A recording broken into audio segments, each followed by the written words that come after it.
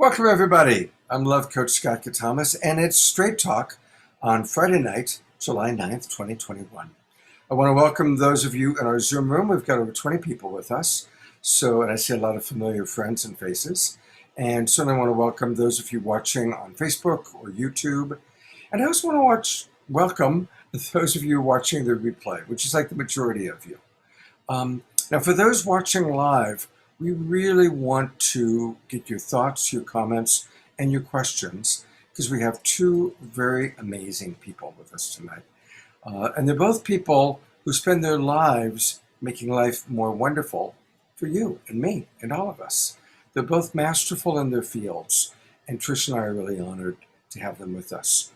So, speaking of Trish, I'm going to put the spotlight on my partner here. Welcome, Trish. Hi, everyone. Happy Friday. Happy Straight Talk. And wherever you are at in the world, I hope you are staying cool or warm or nervous. Wherever you're at, I hope you're comfortable and delighted in your day. And yeah, for those of you in our Zoom room, and we've got about 27 people now, give us where you're from, your name and where you're from, and definitely thoughts, comments, and questions. And Trish, do you want to introduce Robin? I sure do. So I had the lovely pleasure of having Robin on the Self-Love Show not too long ago. And Robin is an amazing human. Let me read her bio to you because it's stunning. And if you want some really epic content to just like follow and inspire you every day, you should just check her out on Facebook and Instagram. Just saying, like, that's my own personal plug. Robin Rivera is a transformational facilitator and sacred business mentor who guides spiritual leaders to awaken their unique power with humility, self-mastery, and an unfuckable with attitude.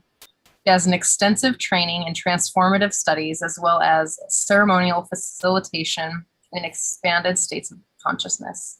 Robin comes from a lineage of Mexican curanderas who have inspired her to blend their traditional practices with modern-day technologies. What makes Robin's offerings most impactful is her background overcoming incredible adversity, complex trauma, and sexual exploitation.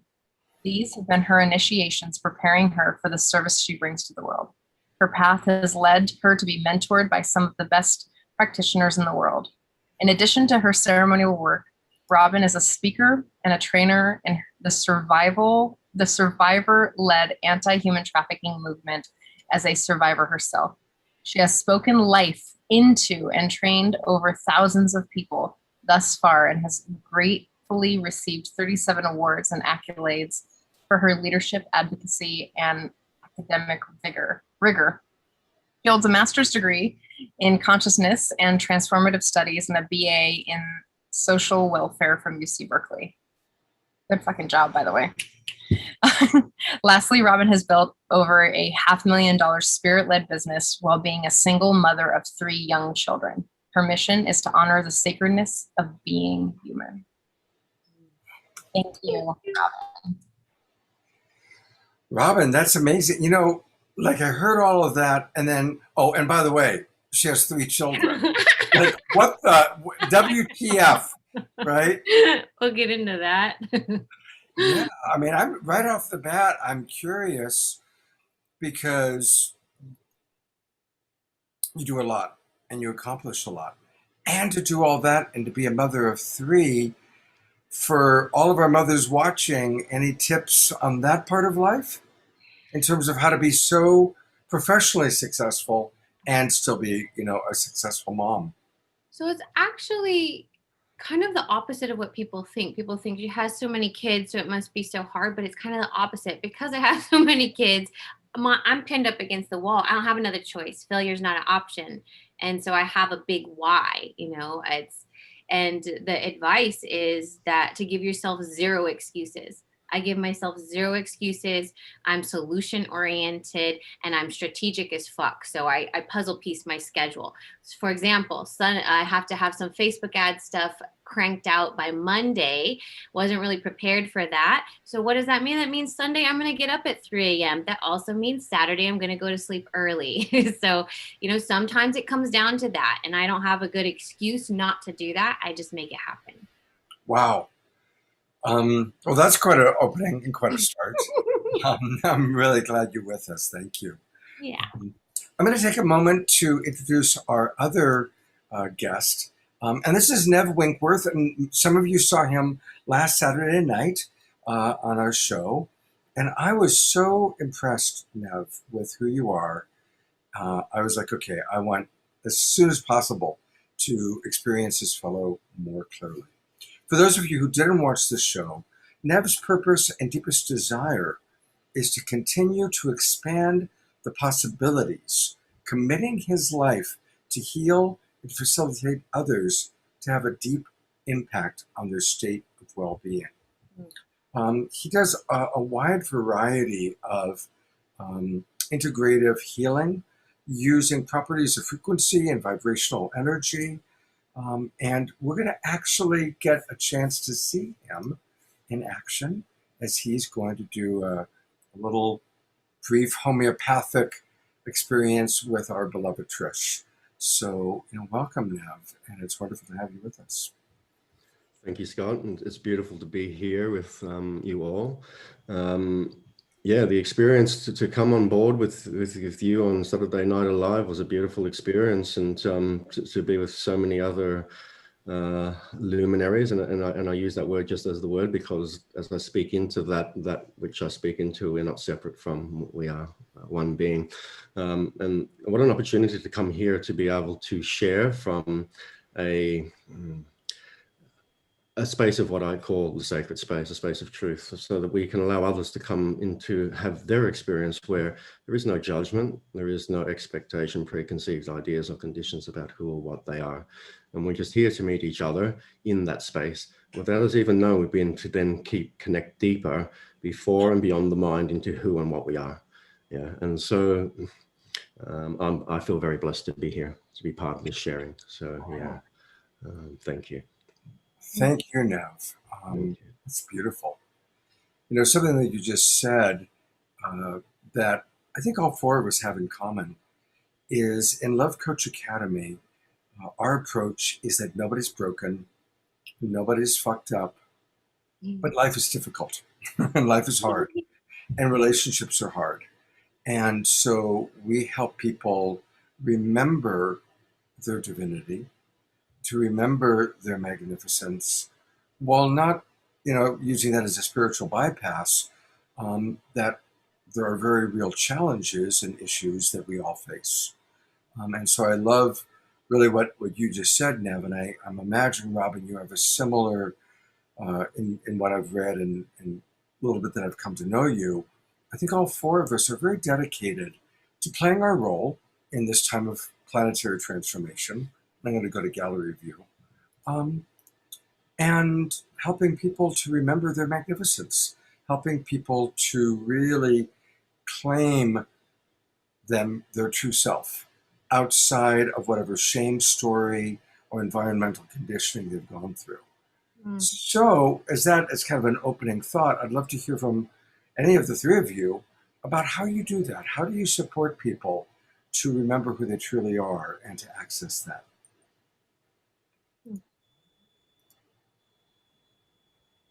Robin, would you like to speak into that first? Oh, I'm just feeling my thoughts, feeling into it. I feel women really need to pause to feel what wants to come through. And, I'm pausing because I work with people in different capacities and meet them at different capacities.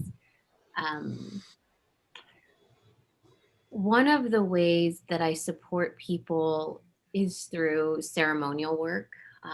It's not really my bread and butter work. It's my just deeply something that I'm called to do and to offer. And in the ceremonies, I call it fertile facilitation, where I surrender my body and my vessel to the divine, and I allow it to guide me. So each person is very, very unique and different. I give I I give them processes and little experiences to peel their onion throughout the day. And at the right moment, in the intuitive right time, I will go really deep with them. And that might look like mirroring. It might be them, putting them right smack dab in front of the mirror and guiding them to see what they see and to feel what they feel. And then I rely on spirit to fill in the gaps. And I just wait and I listen and I watch. Some people I'm guided to give love to, some people I'm guided to perform some kind of psychic surgery, and some people I'm called to be a hard ass with them and not coddle them and let them find their own inner strength. So it's really eclectic, and I think mostly what I'm doing is just guiding people to experience their own truth by manipulating the outside situations. Manipulating is not the right word, but that's the one that's coming to me right now. It's just kind of dancing with their energy and mirroring them. And I will just intuitively know what is my place in this dynamic. And sometimes I don't have a place at all. Sometimes my place is to sit down and shut the fuck up and let spirit do the work, let them do the work. And then sometimes I'm right there in it with them, drooling, spitting, yelling, raging, whatever. So it just takes what it takes, and each person is very unique. So how do you trust or cultivate trust? Mhm. Because you have another person's life in your hands in that moment. You're an authority figure, they're looking to you for guidance. So how do you cultivate the trust that with this person I need to be a hard ass, with this person I need to listen?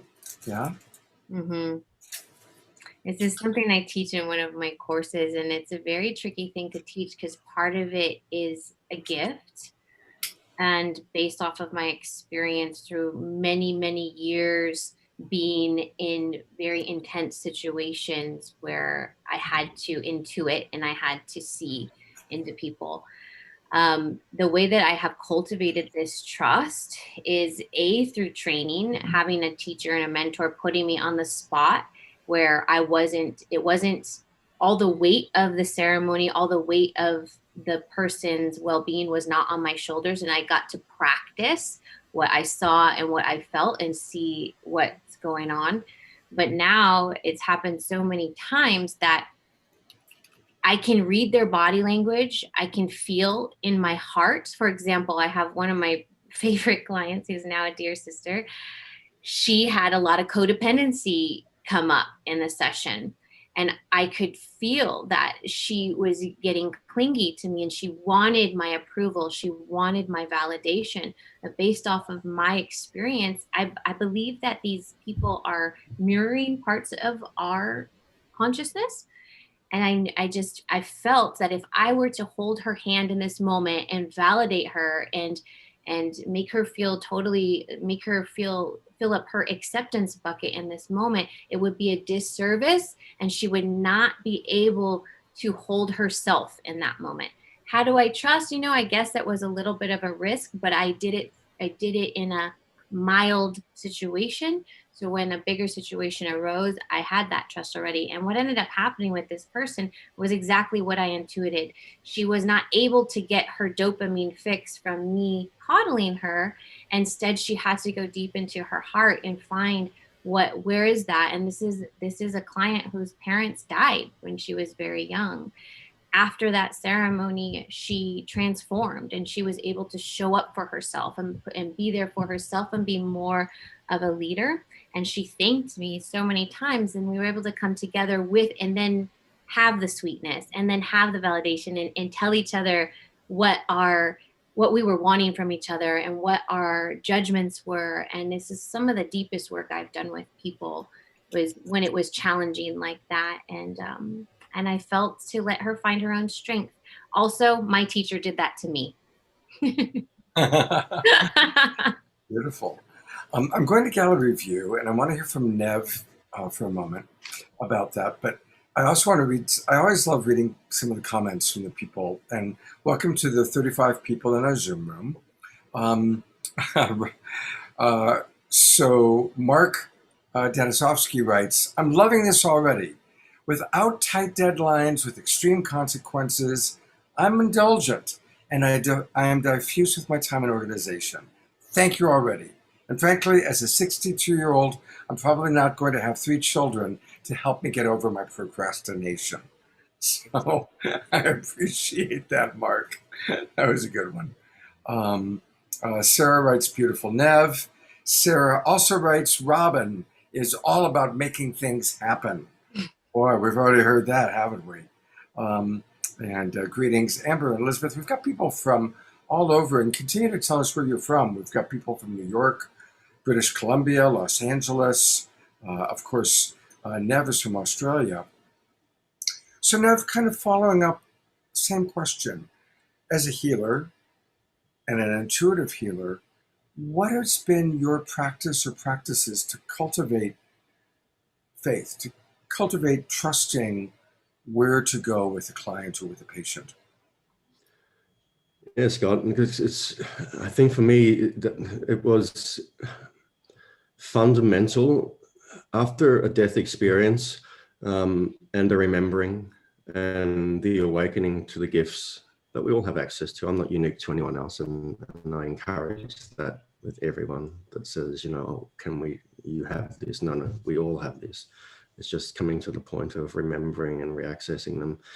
That I had to make sure that what was coming through was not a fabrication of my mind. Yeah, fundamentally, one for the client and for myself, yeah, because that would be misleading and that would be a breach of sacred space. So initially I did a lot of cross-referencing, and I didn't cross-reference from up, down, left and right. I cross-referenced from every way and every possible standing point and beyond that to make sure that what was coming through was aligned with truth. Once I had that, I was able then to know that what was coming through, I didn't have to allow the mind to question it whether it was or wasn't. Yeah, and I was able to move into that space of being, to be aligned with the one that is steering this body vessel. Yeah, the one that existed prior to the mind being present to be able to think the thought. And so once I had that, and then working with modalities, Reiki was beautiful, where I started to be able to do the distant healing, and I got it because I understood the quantum field on a different level. And I tested that with my daughter, and we did some tests that she couldn't have known the time frames, and I went earlier, and I said, this is part of the cross-referencing, and it was boom, like I could feel that, and she was 800 kilometers away, and I'm like, wow, this is beautiful, and this is the collapse of the whole of what it is to be linear. And at that point we merge into that field of oneness that we all are, you know, which in essence is love, which we're returning to remember. And when I was able to know that, my mind couldn't doubt it anymore. So I was able just to do it from that space of being. Yeah. And so there is no doubt. It does come up, but it's able to be able to see that from a point of awareness, and to just come back to that cross-referencing, to be able to go, okay, what is that? Yeah. And then universally, whether it's spoken through the client or other people, confirmation comes. So a big thing with what I do is initially on a first consultation is when I work with a client or another being, I don't want to know their story. And it's not to be dismissive or to dilute their journey, but what it is that our system holds information, yeah, through the body, through the biofield, through the fields within fields, past life, this life, and these pieces of information come through, and I'll see them as either visions, feeling. I often sense the client's pain, suffering, or even joy, and I hear certain words, but I don't go into the playback of their podcast because that's their sacred space, and I don't go watch the series playback of the little vision that comes through because that's also their sacred space.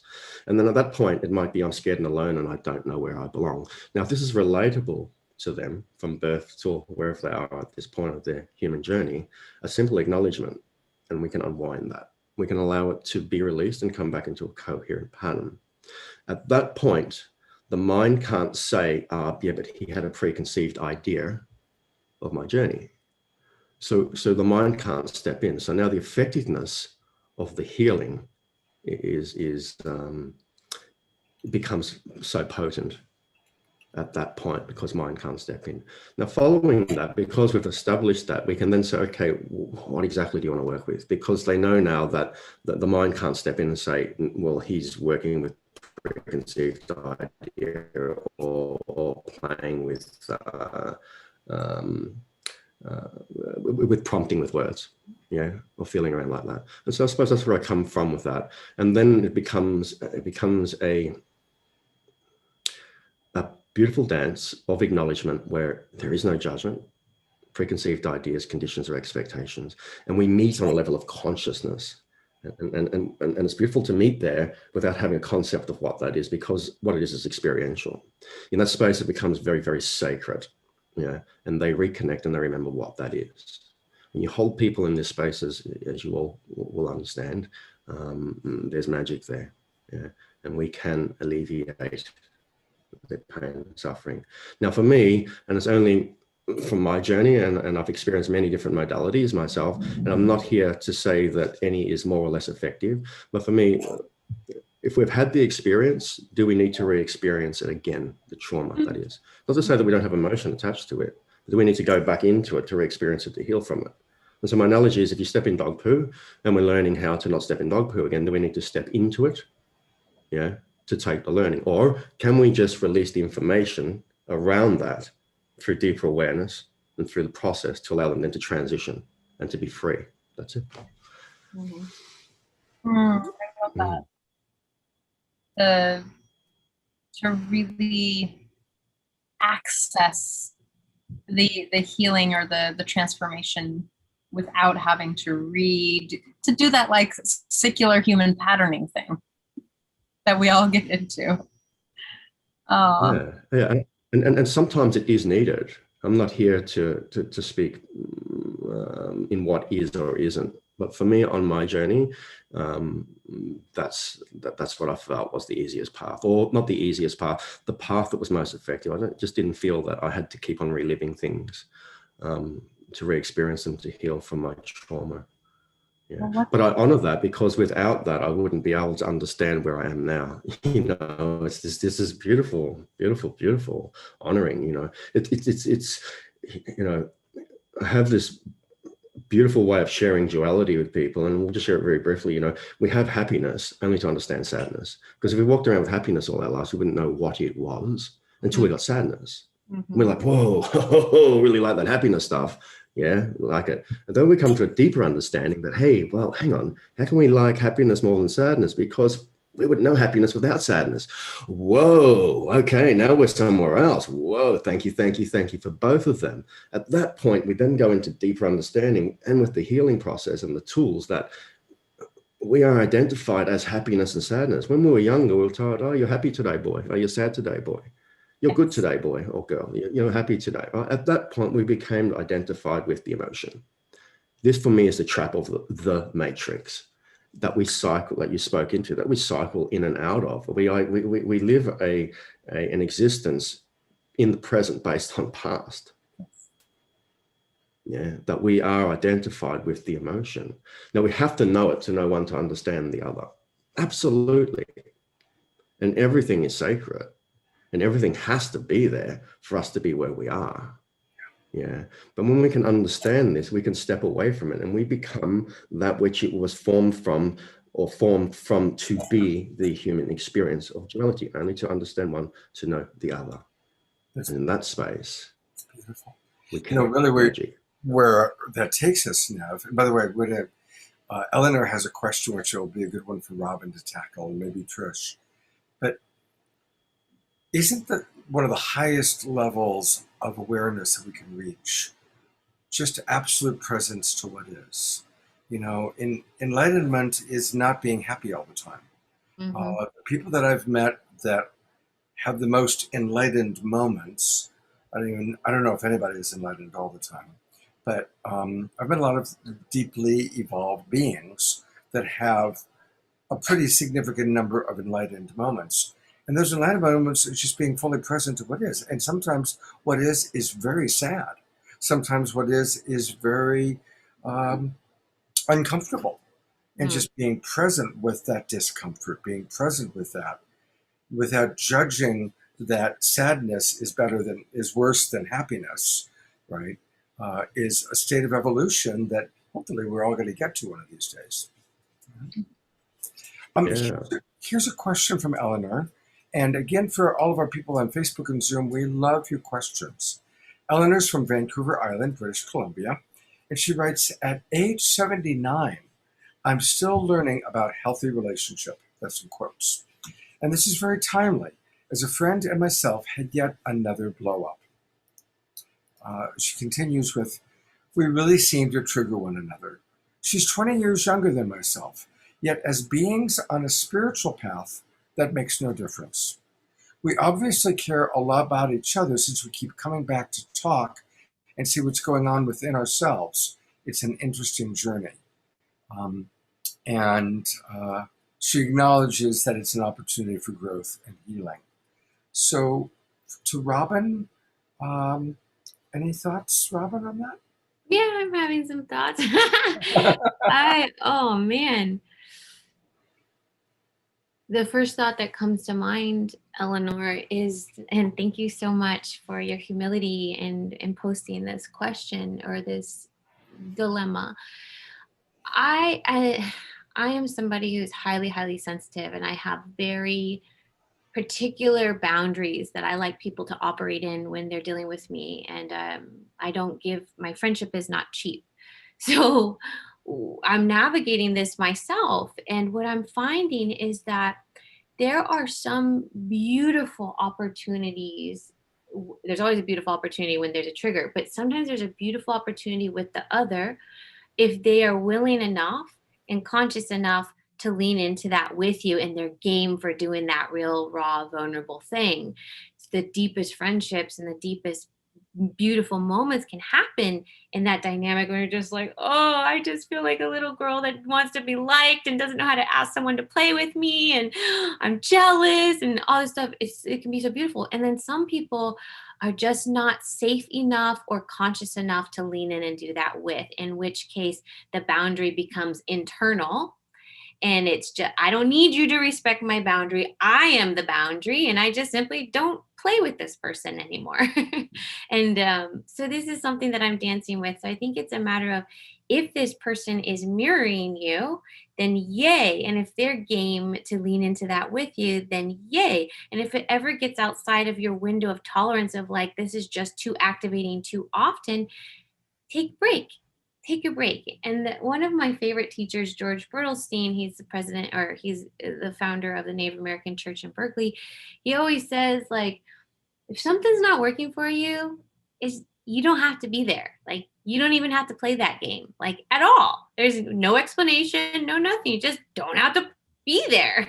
So if you can't do something with a good heart and a good mind, just don't do it. And I like the simplicity of that. It's like, if it's not really working with this friendship, it doesn't feel great, and I don't feel inspired to lean in and do the work, I don't have to, and you don't have to. But if you want to, you can. And it's all just this play. It's all for our enjoyment, to get irritated, to get excited, to feel love, to feel hate. It's just all God fucking our brains out all the time. So we get to choose how we want to play.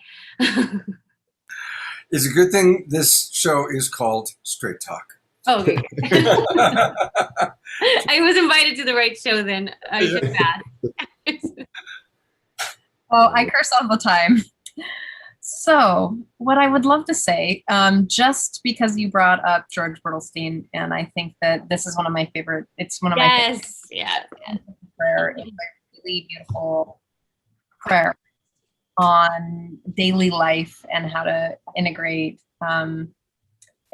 medicine work into your life. It's a really profound and just simple. It's the simple teachings. Mm-hmm.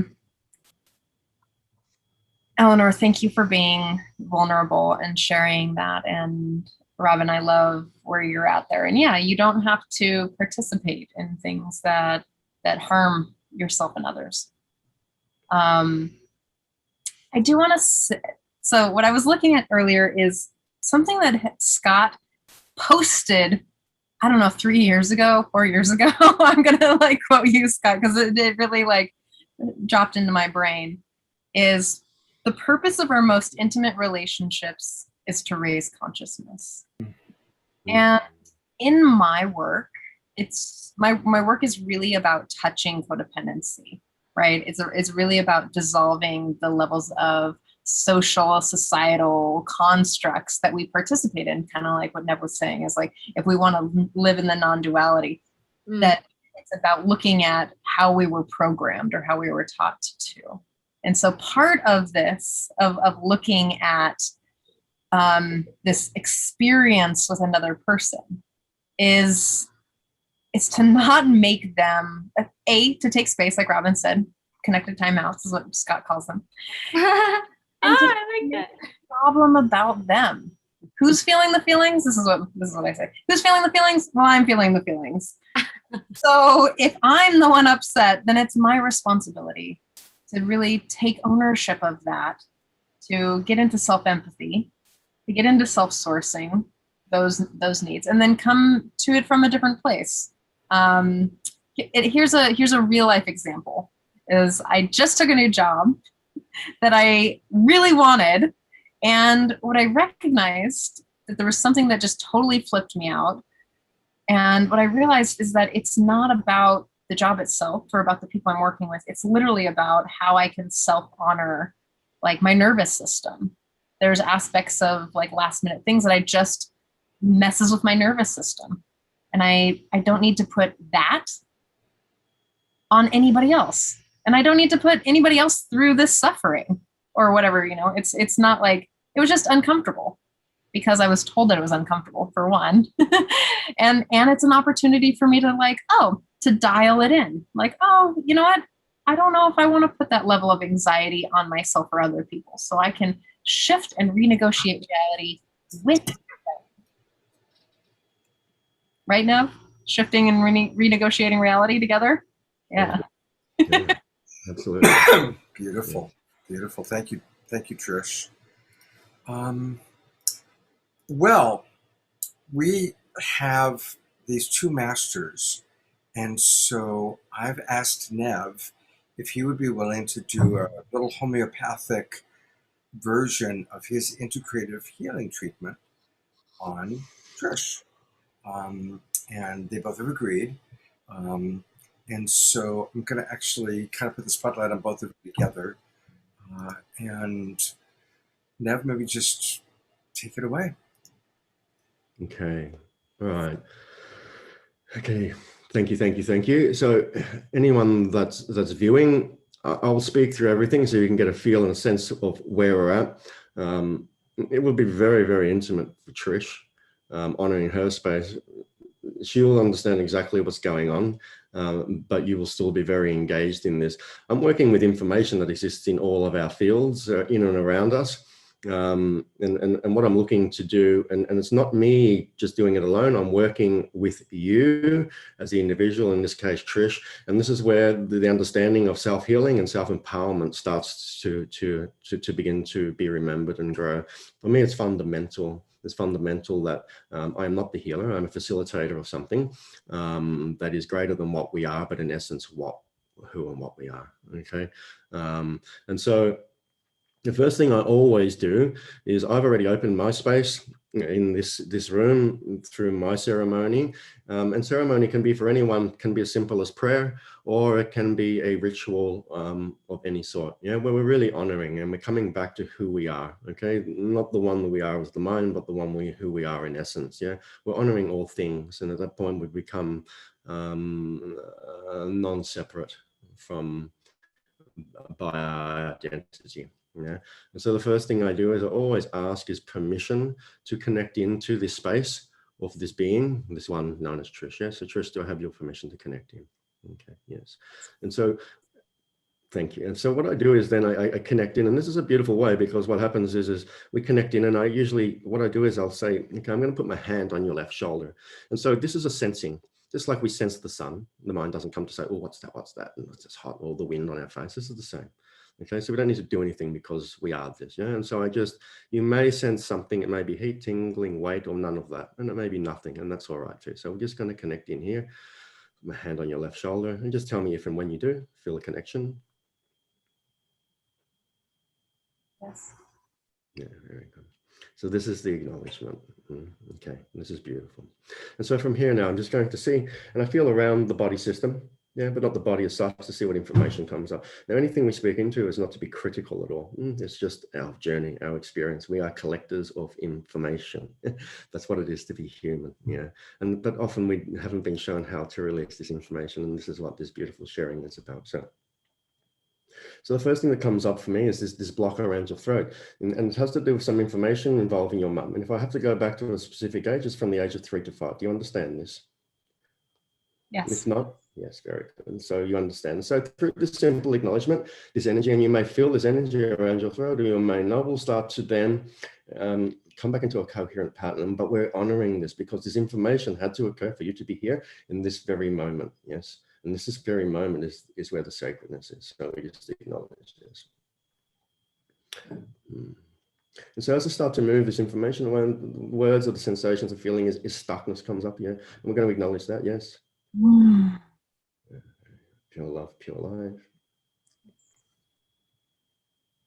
And so I start to feel emotion, like I almost want to cry. And there's this deep anger as we start to align, like layers of an onion. We start to align this way. This ties down into your heart, and it goes down into, I suppose I would say, your pelvis, your root chakra. Let's just sit with this. Do you understand this? Yes. Yeah, so acknowledge this: pure love, pure light, all things sacred, honoring that which you are honoring, all things that came before you. For without it, you would not have this understanding, this learning, and remember who and what you are as a divine being, or pure love and pure light. And you can feel this anger start to lift, you see, this feeling, this memory. And as I breathe in and breathe out, all I'm doing is assisting you to breathe out this energy that needs to be released. The energy isn't right or wrong or good or bad. It's just there. Remnants of an experience. And so some happiness comes through here, and we acknowledge this as well as we start to unwind this information.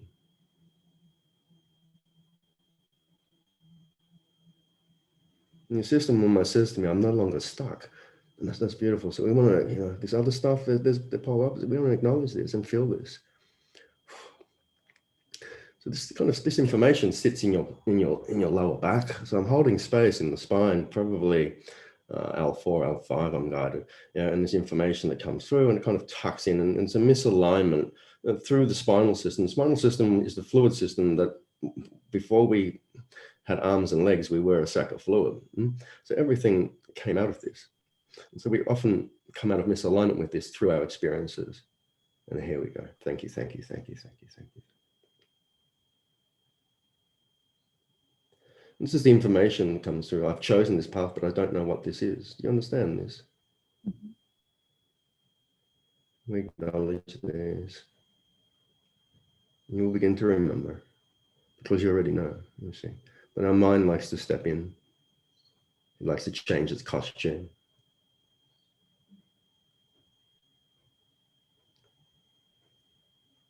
Thank you, thank you, thank you. And we're coming back into now, this is the thymus. And beautiful, beautiful, beautiful, beautiful energy center. So we're just going to acknowledge, it just wants to draw me into here to bring the energy that's required, to bring coherence, to bring love and light into this space of being the body vessel that you are. And we're just allowing this other information to rise up through the spine, out to the top of the head. There we go. Thank you, thank you, thank you. Now this comes down to into the solar plexus, maybe, it's just around there. And it ties in with restriction for you to be able to breathe into the womb work that you want to do on the level that you know and you understand this, yes? Yes. Yes, very good. There we go. Learning taken, deeper understanding, awareness. And so we open the expansion here.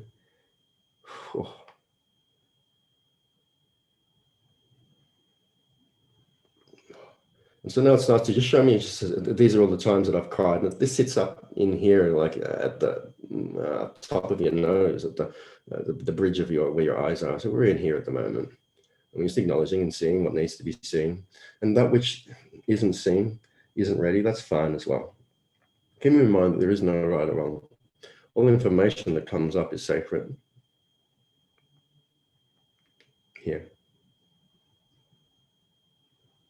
At this point here, your system starts to feel love within yourself again, you see.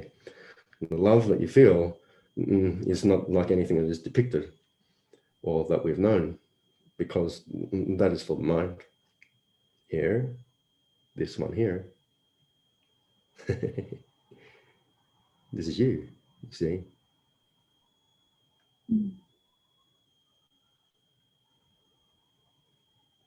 There we go. Thank you, thank you, thank you. So then we just bring some and out. Allow the integration as it needs to be on all levels. The space of remembering, the space of love, the space of truth, the space of you. Remember.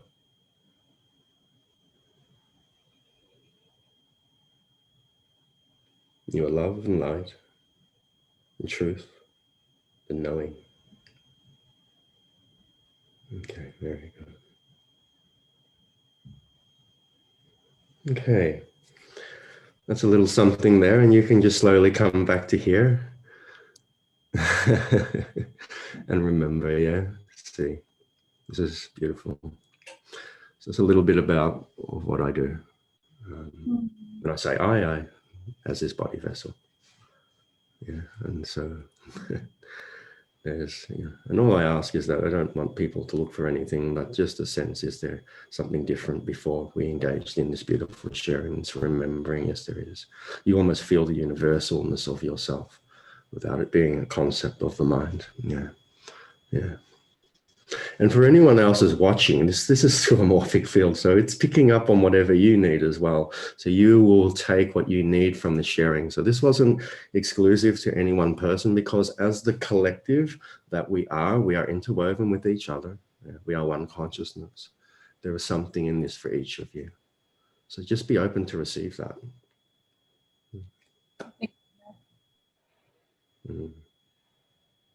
Trish, is there anything you feel comfortable or would like to share about your experience just now? It's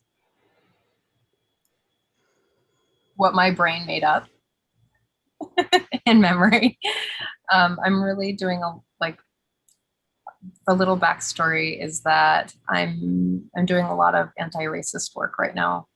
I just finished a 6-week program that's looking at reality, constructed reality.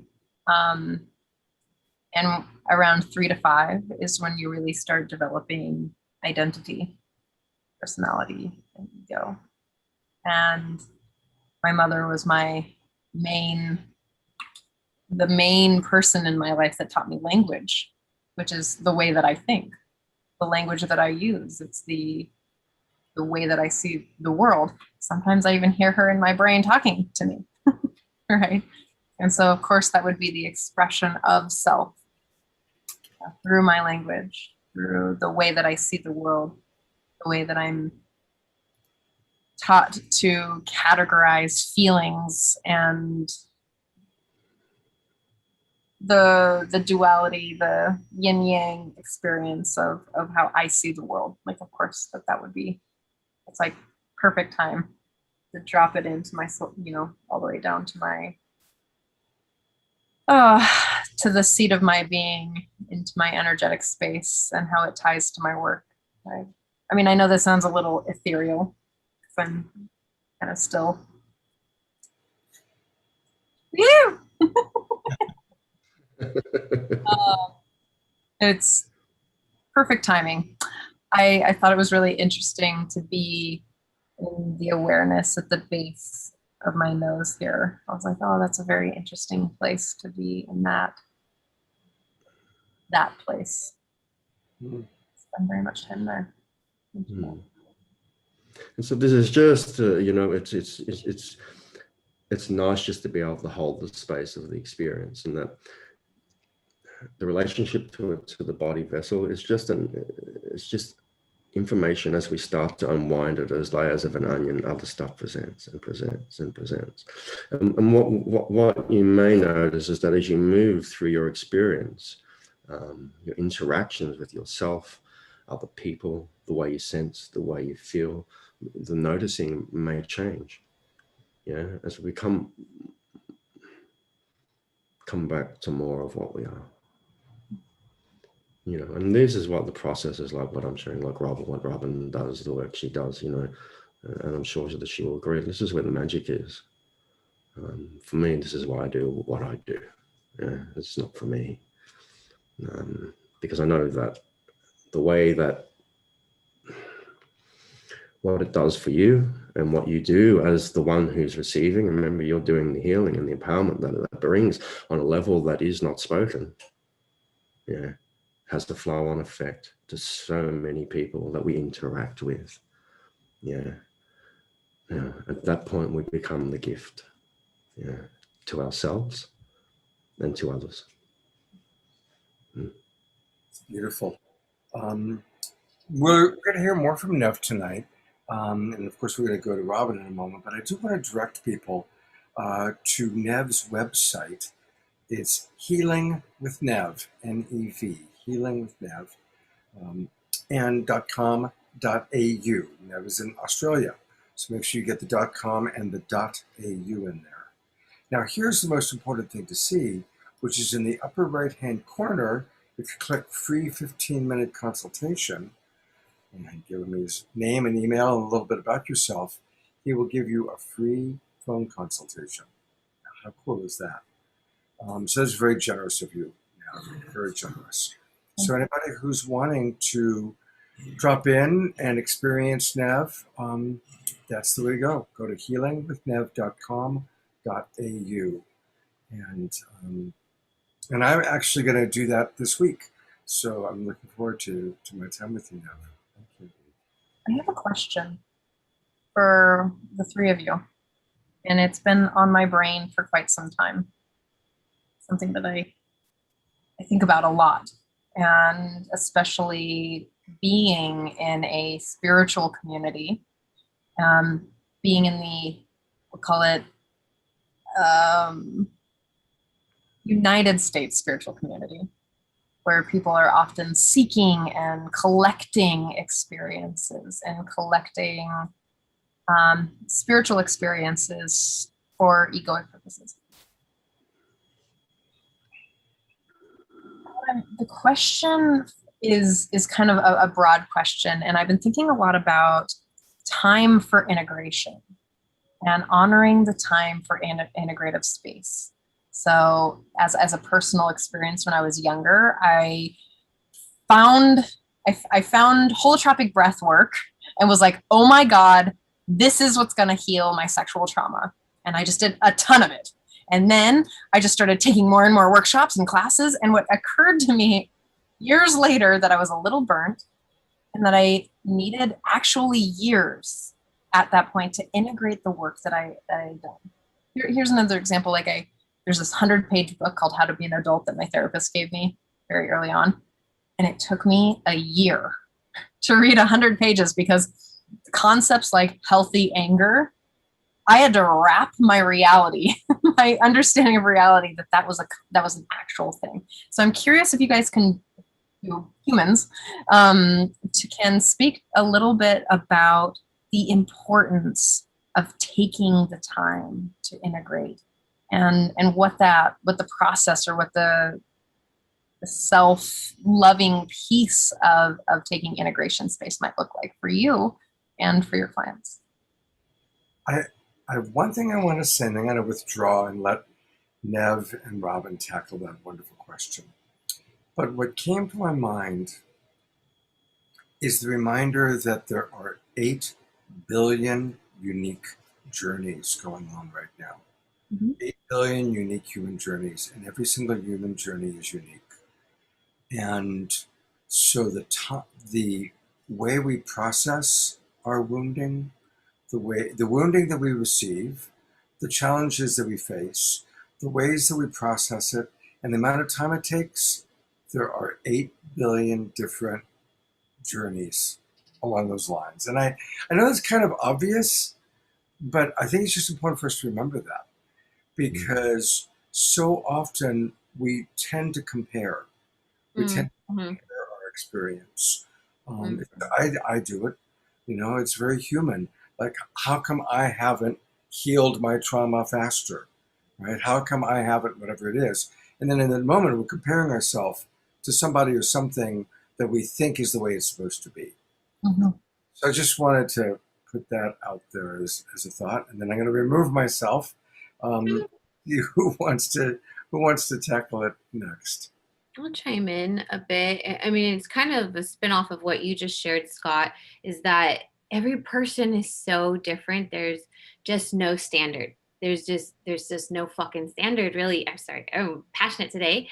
There's no standard because what I found is that you can have the same medicine, two different people.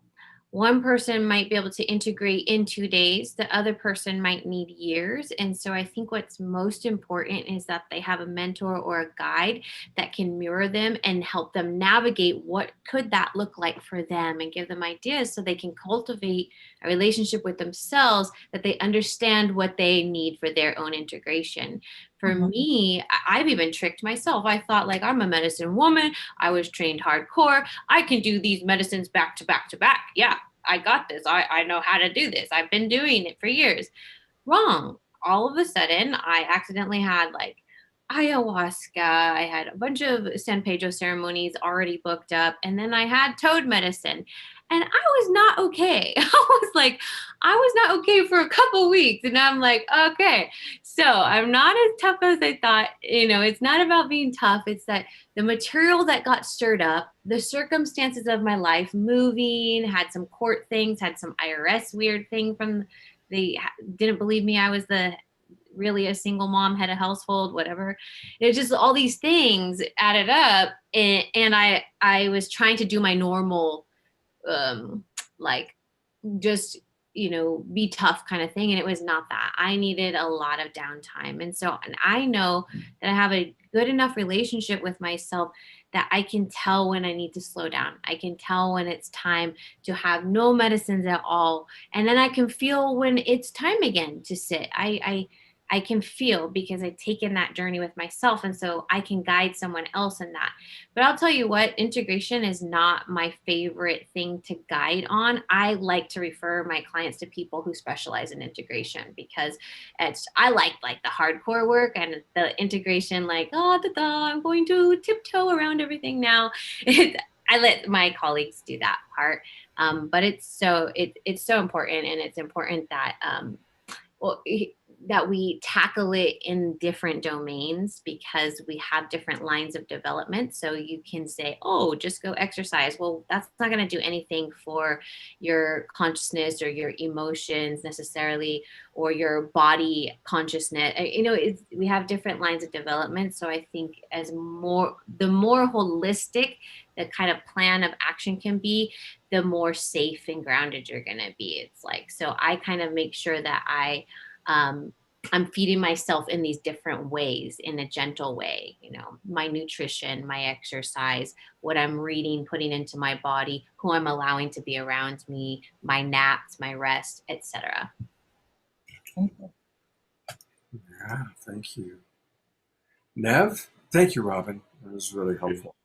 It was, Beautifully said. yeah. Beautifully said, Robin. Yeah. Yeah. For me, it's really interesting that, and it's part of that human conditioning. I feel that if we get a taste for something, we want to chase it. I want to get there. I want to be like them. I want to be like Mike. Right? Okay. We want to do that, and that's normal.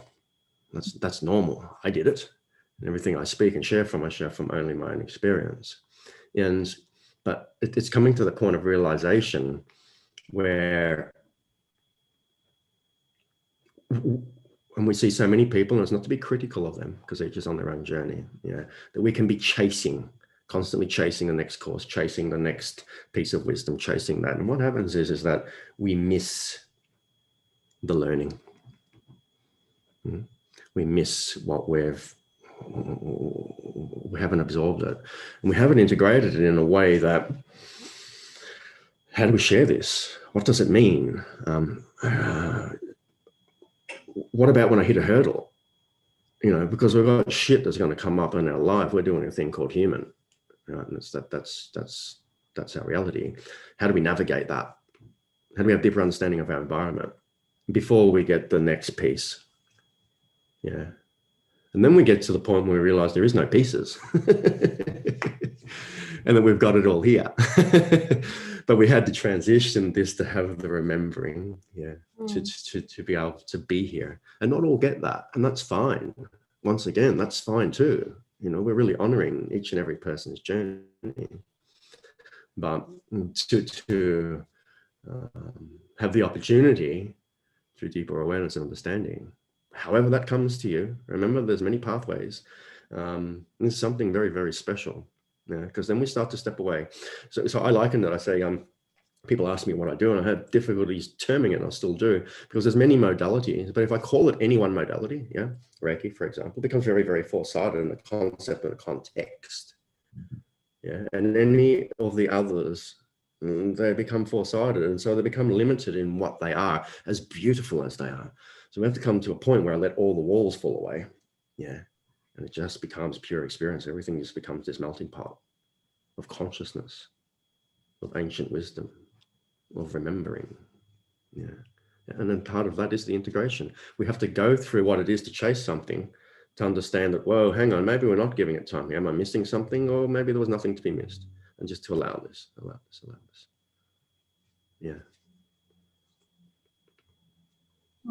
Thank you all for answering the question.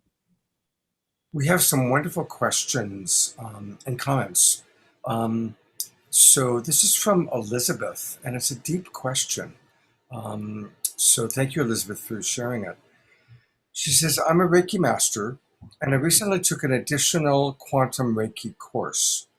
After the quantum ignition, I no longer see my clients' needs. It's almost as if I'm not connecting with them at all on some occasions, even though they always say they feel better. Prior to taking this course, my guides always showed me the source of their pain, but now I'm doubting my own ability to heal.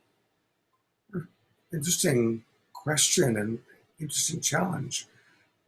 Anybody feel inspired to respond? Yeah. It's late for me, so I just got to gather my thoughts. When we are working with a modality, I feel that there is a spirit of that modality. There are teachers and energies that are training us, as well as with our inner guidance. And when we hit a roadblock or something like that, there's information there. So it could be something like what I call a fertile void, where you are forced to suspend all of that creativity because something is germinating, something big is trying to kind of find its place in you, and then it's going to come out. And so I always trust that. I always trust when I'm not inspired or I'm having a dry spell that something is coming. There's a reason. And it also can be redirecting. So for example, if I'm working with a particular modality, particular tool, but all of a sudden I'm not feeling inspired to do that, like there's no energy, it's not flowing, then that tells that medicine and that tool is communicating with me that it's not time for that there's something new is coming. I'm in a lesson. And so I wait until the intuition and the inspiration comes and guides me. And so if I were you and I was feeling this, it's hard to tell from just a text, but it could be your own mind telling you that you're not effective. And so it's kind of psychosomatic, or it's a new layer of trust that you're learning to work with that energy in a whole new way where you're not able to see, and you just have to trust. You just have to follow through. Or it could be telling you, stop, this isn't for you. And only you will know what that is by really deepening your relationship with your heart, opening your heart, letting your heart and let the information come in to guide you. What is this telling me? Mm-hmm. Beautiful. Thank you, Robin. Trish, Nev, anything you want to add for Elizabeth's question? Oh, look, I think that was beautifully spoken into by Robin. Absolutely, absolutely. And there's so much truth in that sharing. From my experience, if I can just add a little bit, sometimes we hit these points and we are looking for a similarity. So the mind has conditioned us to believe that we're empowered by the response, what we're feeling, what we're seeing from our clients. And then when we have a new experience or a new attunement or a new learning, the mind says, I am not the same as what I was before, therefore I am not effective, and a fear response starts to take place. Yeah. And so we begin to be removed from actually what we're doing, remembering that any new experience is not the same as the other. And I use this analogy, if you go and eat alligator, someone as part of the human conditioning, if you go and eat alligator, someone will say, hey, that tastes like lemon and chicken, right? And you go, no. And they go, yeah, but it tastes like rabbit and mango. And you go, no, it tastes like fucking alligator. And they go, yeah, but. Yeah, so everyone's chasing this experience of that they can compare it to something else. So I suppose the wise words that Robin shared, and if I can just add a little bit, is to just allow the experience for what it is, okay, and understand that the mind's trying to make a relationship to something that was. This is something new. And if your clients are giving you feedback that is, as you said, supportive of and conducive with healing, then be with that. And catch the mind and have the awareness that the one that is speaking from there is not who we are.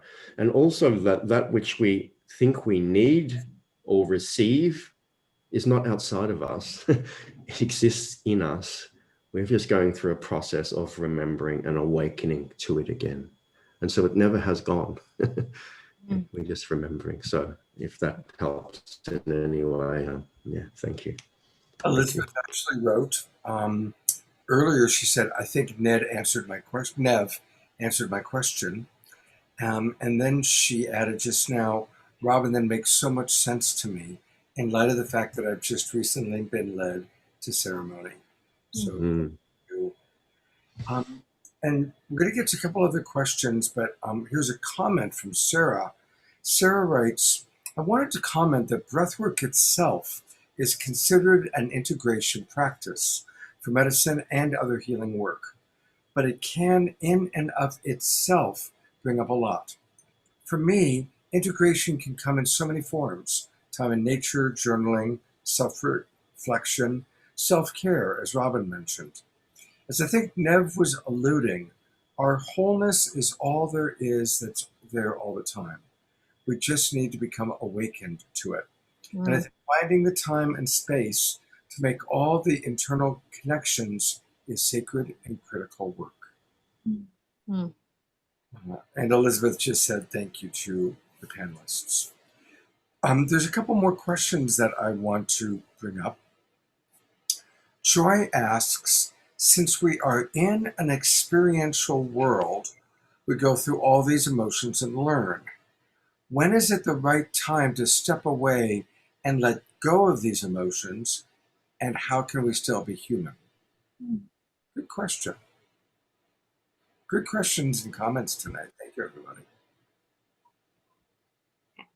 I don't think we let go of the emotions. I think it's part of the ride. I also agree with that. I've joked many times that I reincarnated just to come to Disneyland.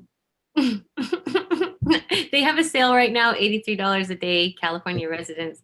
I'm just like, oh yeah, we're doing the human thing. So, I came here to emote. Yeah. and to be in this body and whatever experience that comes with. When I emote. And boy, food, sex, dancing, walking. Don't get me wrong, give me a little bit of like crying and suffering, like, and I'll just eat that up too. Like, I am here to enjoy. I mean, have you ever been to a theme park? Because sometimes it stinks.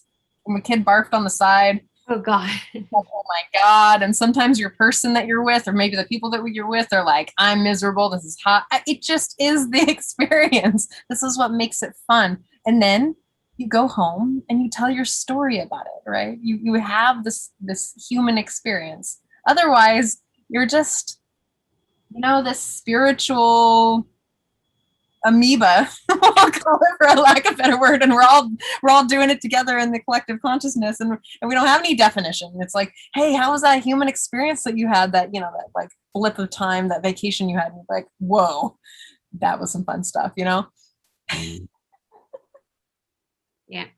I think the only thing I want to add is I agree that it is very much about fully being present and experiencing what is alive, and recognizing that there are no bad emotions, there are no negative feelings, there are uncomfortable feelings, there are uncomfortable emotions. And so it is important for us to have compassionate understanding for ourselves and each other when we're having uncomfortable feelings, So it's like finding that balance of, as both of the ladies said, to fully experience it and not judge it, but also for us to not spiritually bypass that some of those feelings are really friggin' uncomfortable. And for us to have compassion for ourselves or each other when we are having uncomfortable feelings. Yeah. There was another question I want to get to, and again, I'm so appreciating the questions that people are coming through. Back to the integration. You did a good job with the whole integration question.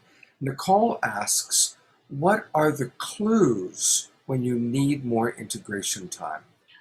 What are the clues? I can answer that. Okay, take it away, Robin. Ooh. When you're very overwhelmed with the information that came through. For example, I had a non-dual experience, complete non-dual experience, total dissolution of the ego.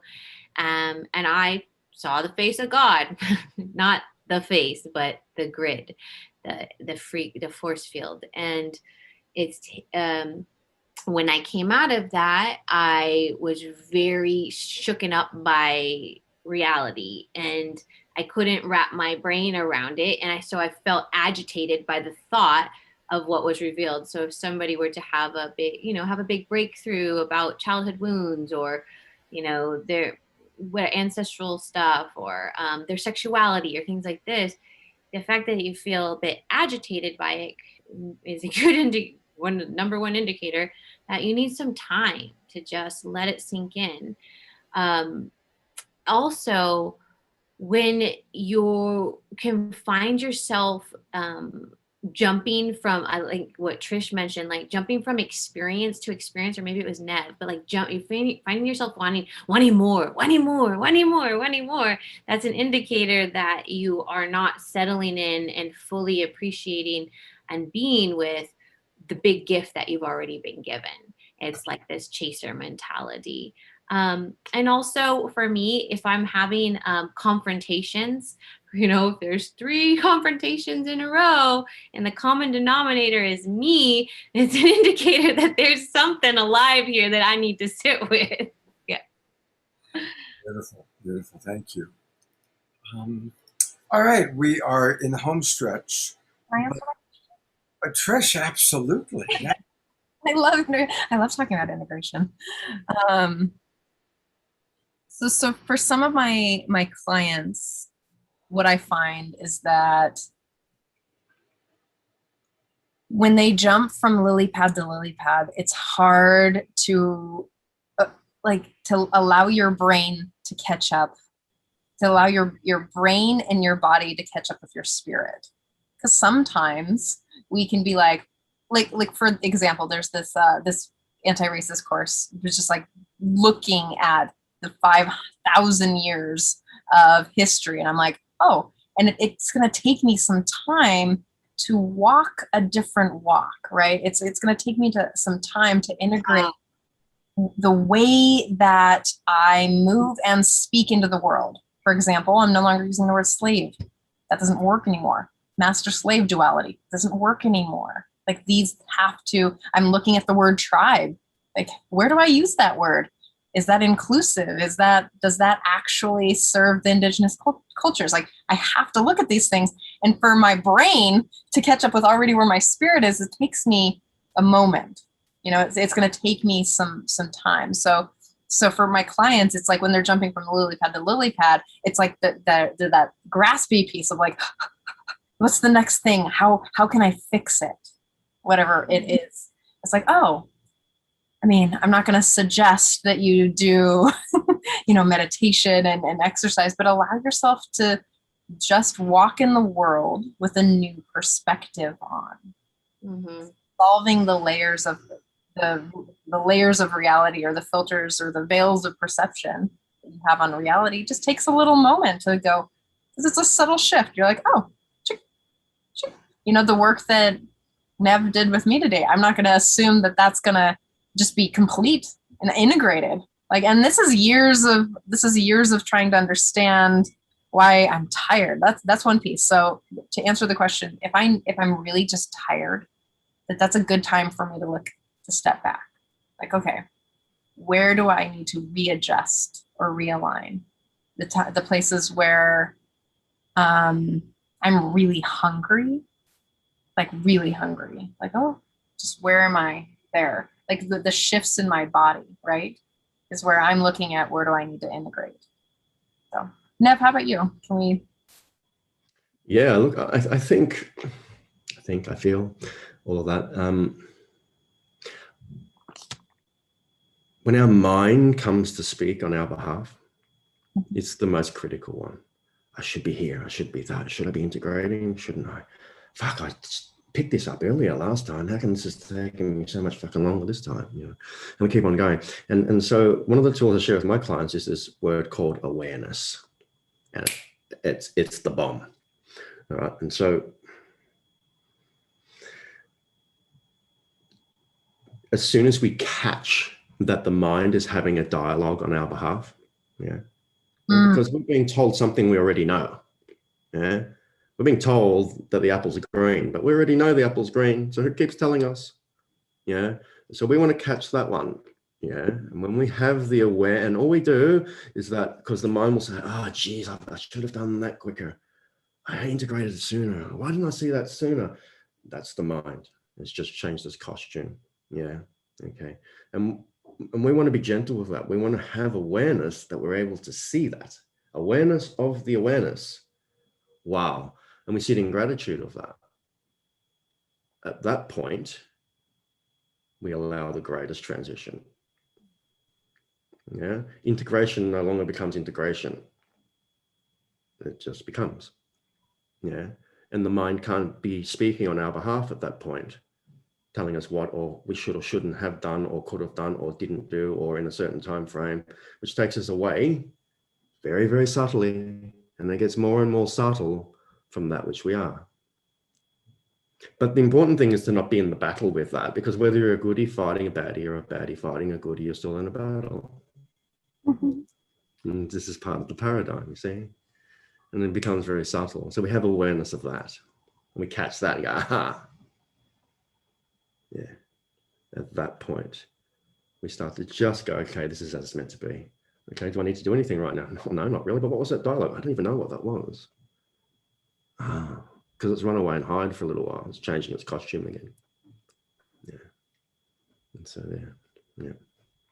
I just want to add something that's burning to come out in regards to this really briefly, is because there's another way of looking at this. Like, there's all these lenses that we can look at this integration. What I'm hearing is when we're talking about integration, we're talking about accelerating consciousness and how it develops. And so like I know that consciousness only progresses to a more evolved or higher state, more mature state, when there's enough holes in the current paradigm that it's even willing to adopt. So essentially, when we're having these big experiences or some kind of healing experience, we're poking a hole in the current paradigm. Depending on how many holes are there will depend on how quickly it will crumble. And then it's just a matter of time before we recalibrate and become this, move from this place, like Trish mentioned, moving naturally from this place of this new perspective, this new shift. And they say in my studies that generally speaking, it takes about 5 years to integrate from going from one stage of consciousness to the next, because we're kind of just like, oh, that doesn't work anymore. Oh, that doesn't work either. Oh, that really doesn't work. Alcohol's not working. This isn't working. Oh, now all of a sudden I wake up after all these holes of it not working, and I'm just moving from this place of not using the word slave because it's just not in my consciousness anymore. It was associating to values and virtues that were in the lower stage of consciousness. But now I'm like, ding, ding, ding, ding, ding. Oh, new value system. So now I just moved from this new place. I just wanted to add that piece because I kind of geek out on the human development spectrum, and just like, yeah, like we can't speed it up too much, because if we speed it up too much, it's like a rubber band, it'll boing back and digress. And so we just kind of like accept that it's going to take time. I would say you can only transform as fast as your perspective can shift. My perspective can shift, but this matter, like human matter. Like, come on, meat bag. It's like, wow. All right, come on now. I'm moving faster than you are. Yeah, oh, totally. I want to read some comments that have come in. Mo Stevenson, and this is from Facebook, wrote, wow, adding the spine work into the meditation, that is amazing. So thank you, Mo, for acknowledging that.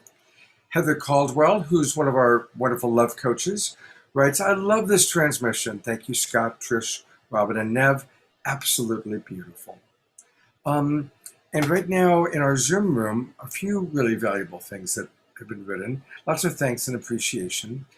Eleanor writes, I've been making lots of notes. It's stuff that I know, but I needed these reminders. And you all have done an excellent job for this. Thank you, thank you, thank you. Many thanks. Jessica writes, yes, this is how the breathing work comes into play with my coaching to help train the mind. Good point, Jessica. Thank you. And then Celeste writes, also, integration can include, can you comprehensively teach it to someone else after coming to the clarity of your own experiences? Now, there's a good question. Well, we kind of answered it earlier. Yeah. Billion realities, and we're only including people with one personality or reality. Realities on this planet, so 8 billion strategies for integration. But I think that a good coach or these 3 humans could probably help you find your strategies for integration. I think what she's saying is, once you have grounded the lessons, can you teach it? And yeah, essentially that's what we're all doing. We can only teach what we have embodied. We can only take people where we've gone. So I think that's what she's saying. Yeah, that's kind of what I interpreted it too. All right, we're in the home stretch. Okay. And last question.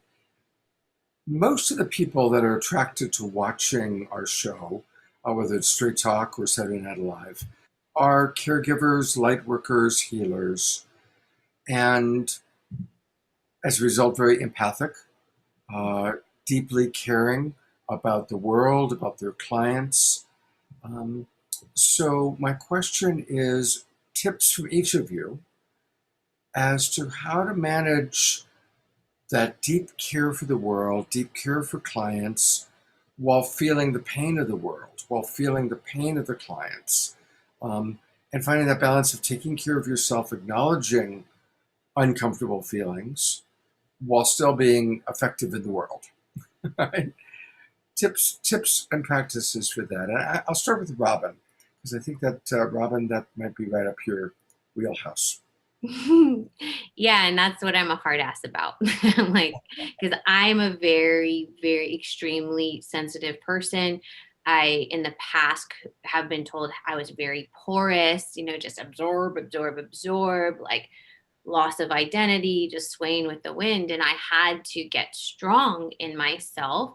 And one tool that I practice with my students is I even have them do eye gazing exercises, and I tell them to place their hand on their belly button, go 3 inches below, and directly in the center is their center of gravity.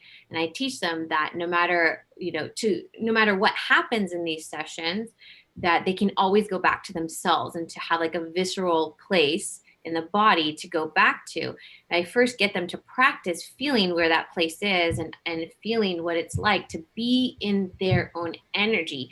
And then from that place, decide, how far do I want to go into the other? And how far do I want to let the other to come into me? And practice feeling where those energetic boundaries are. And then when it comes right down to it, it's energetic cutthroat. It's like, nah, you're not getting in here. Sorry. Like, no, like having a really hard and fast boundary with people's places and things. And I also teach that after your work with people, a really easy exercise, actually, this was shared with me by one of my teachers, is to practice giving that person their energy back 3 times and really seeing it shamanically or in the sacred imagination, and pulling back your energy 3 times.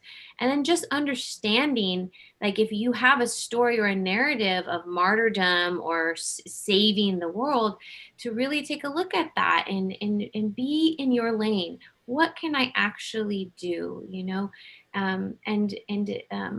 Declaring your sovereignty. Like, yeah, we're sensitive beings, but we don't have to live in that story of, I'm just so empathic, I'm just feeling everything. And sometimes in the middle of ceremony, I'll throw a headband at one of my clients and be like, cover your third eye. Like, I can see they're absorbing everything. I'm like, come on, cover your third eye, be strong. If you want to hold space, you got to learn to be strong. And so we practice the embodiment of that and feeling into the nuances.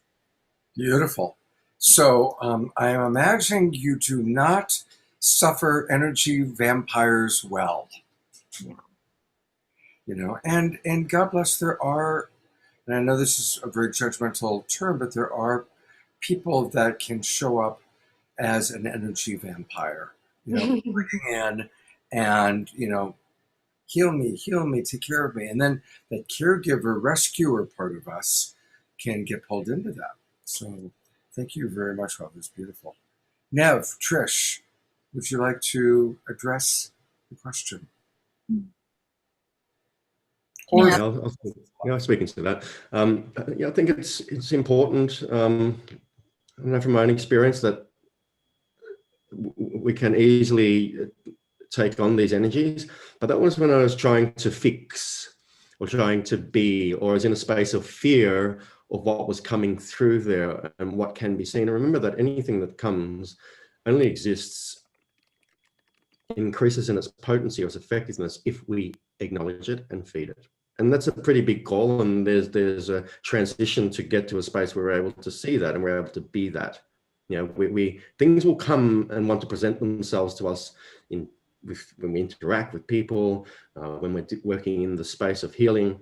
But we've got to choose to engage in that. And it's not to be disengaged in it either. It's to be present in who we are. Yeah. And it's coming back to what Robin said, when we come into alignment with our sovereignty, that which we are, our being, exists in all beings. Yeah. Anything else that comes through them is an expression of a fear component or something through the human form. Yeah. And so when we have an understanding of that, once again, we want to be aware when we're in a fight or not in a fight with something, because we're still in that battle. And at that point, we're open to be impacted by it. We choose to take it on board. And some people on their journey want to have that. They want to feel that pain. It makes them, it does something. And I mean, they're not aware of it or conscious of it. But through awareness, we can go, okay, we have a choice. We have a choice. We have a choice to step into this one or that one, or to not even get on the fucking dance floor. Let's just be here. Yeah, but that's a progression. Yeah, and that's why it's important that the work that we all share is accessed by those who are ready. But it's a learning, you know. And if you do feel like you do have something that you've picked up, and energy can cross us, we are energetic beings, then go and find a tree. If you have a drum, drum your drum. Yeah, and you don't have to do anything because the tree knows you already. Just acknowledge the sentience of it. Mhm. And in doing so, you're on the sentience of yourself, because at our simplest level, we are all vibration. And if everything is vibration, are we not all equal? Beautiful. All right. I'm going to my partner here, Trish. Trish, any final thoughts? And then I'm going to kind of share everybody's websites and how to get a hold of them. Yeah, I want to thank both Nev and Robin tonight for their wisdom and their love and their time and their energy. It takes a lot to show up on a call, if you all want to know. Yeah, And kids are upstairs. They were banging on the door for a minute. like, I want my mom, right? I really want to, I also want to thank our viewers and our listeners for showing up for yourselves tonight, to really have this, deeper conversation and to allow the subtle shifts of perspective. There's this one question that I like to leave with. And it's one of the things that I have it on my, for some of us who are dissolving codependent patterning, what's the most self-honoring choice I can make right now? And this is one of the pieces that has come up through, I'm a retired massage therapist, and yes, we were trained, or I was trained in my schooling, is that to keep bringing awareness back, like it's a circle of awareness is what we called it. So I'm aware of Nev and Robin and Scott, and I'm bringing it back to how is my body positioned? How am I breathing? And then back to the outward, and then back to the inward is the place that I found to hold my center with other people. So, again, self-honoring choices don't necessarily mean that they're just solely selfish, but what can I do it's a win for everyone? That's my final thought. Thank you. Well, I want to just remind people before I'm going to go back to Nev and Robin in a moment, but Trish is a brilliant coach, and you can learn more about her at her website, which is embodied-happiness.com. Embodied happiness. So if you're wanting to embody more happiness in your life, definitely go to Trish's website, and please do continue to come to our Street Talk show. Did you show Robin's website? What's that? Yeah, did you show Robin's website? No, I'm going to right now. Hopefully it's up to date. We're about to do that. Good mind, think alike. Yes, we are going to Robin's website. And Robin, I went to you guys all see this photo of her. It is Trish loves the word sassy. Yeah, that's my word too. This is a sassy photograph. I would not mess with that woman. That's funny. If you haven't seen anything, go follow her on go follow her on social media. I love doing stories. I share on stories. I let my channel flow. Lately it's been fiery. Sometimes it's more mellow, but lately it's just been coming in hard.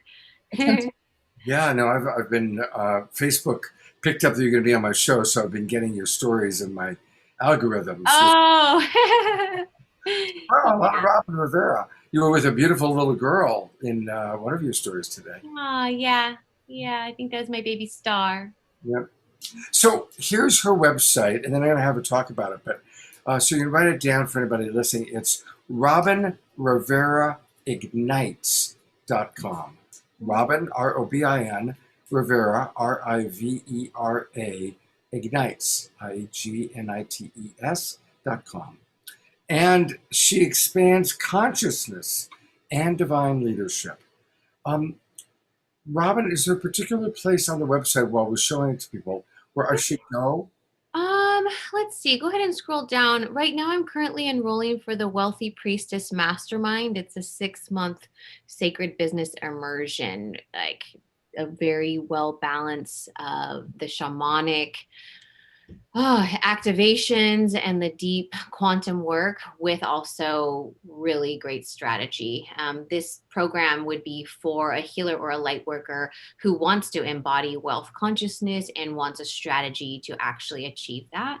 I really, really believe that the wealth power is to be in the hands of the healers, the light workers, the shamanas, the witches during these times, because we are super ignited right now. We know where to allocate the money. We have creative projects.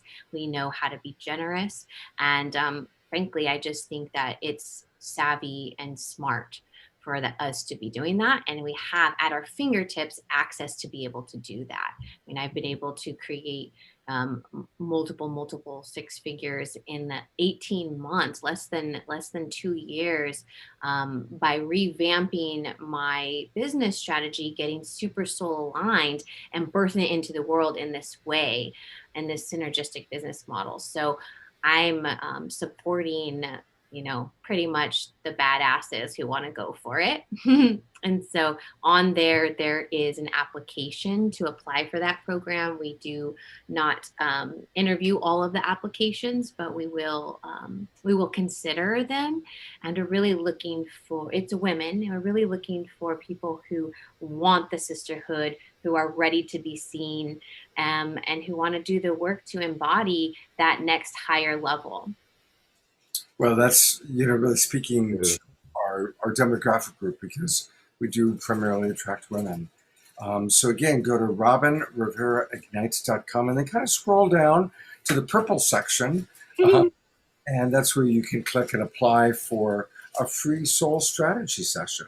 Yeah, and I'll have free trainings. I think we're going to do a free training on the 20th. And so it's good for you to get to know my body of work before applying, so that you feel cool with the shamanic aspects and the way that I deliver and the strategy. Really, I am helping people create an irresistible high ticket group offering. And that's really what I love to do. I could do that all day and play in that creative vortex. So in my private Facebook group, it's called Sacred Business for Healers and Coaches. And there's a buttload of free trainings in there. So I invite you in there if it calls you. Great. Well, thank you, Robin. And I definitely would love to get you on Saturday Night Live when we're doing we're going to do a women's empowerment show. So we definitely have to have you on for that. Cool. Yeah. Thank you, Robin, for being with us. Thank you for having me. Thank you for asking me and giving a safe platform for our voices and our work to be shared in the way that we uniquely want to share it. So I really appreciate it. Which includes F-bombs. I know, sorry. All right. And Nev, I'm going to go to you one last time here. Thank you very much. And again, I want to remind people that go to his website, healingwithnev.com.au, because he's in Australia. But in the upper right-hand corner, he's offering a free 15-minute consultation. So I really encourage people to take advantage of that. Thank you. And thank you so much, Nev, for being with us. Thank you both so much for having me on the show, and Robin, for your sharing. It's been beautiful to come together. As you know, it's all in a divine alignment and a divine timing. And as we know that as we speak into this from where we speak from, it goes out through that field, and it's just little moments where someone has that aha somewhere on the other side of the world and becomes empowered to walk their path. And we don't even know that we're doing it, because it becomes very, very selfless. And so I'm so very grateful for being part of this space, truly. Thank you. And thanks again to our audience. Some great questions today. And I'm sorry that we didn't get to everybody's thoughts, comments, and questions, but the ones we got to were really quite wonderful. And yes, Mark, thank you for what you just said about boundaries. I just want to close by inviting everybody to the next 2 shows every weekend. I do 2 shows, 3 shows actually, Straight Talk. And then tomorrow night, it's Saturday Night Alive for the Global Peace Tribe. And about every 2 or 3 months, we do a show all about what's happening, because it's really opening up with the whole ET movement, and with the government finally acknowledging, yes, there are 145 cases that we acknowledge of unidentified aerial phenomena. And we're going to have, once again, Danny Sheehan, who has been going up and literally representing the whistleblower that you saw on 60 Minutes. Danny's going to be on the show again tomorrow night.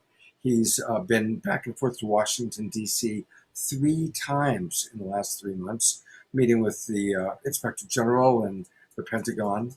Mark Sims, of course, is going to lead the CE6. We've got Stephen Bassett, who's a very well-respected person in the UFO movement. Whitley Strieber, who wrote the book Communion. And Sylvain Rochon is a new guest. He is connected to an association that has raised $50 million to build the first embassy for our galactic visitors. So it's going to be a really interesting show tomorrow night. And music by Larissa Stowe, Cornflower. So definitely join us tomorrow night. And the last thing I want to promote is actually, I'm going to have a really special Sacred Sunday show this Sunday morning.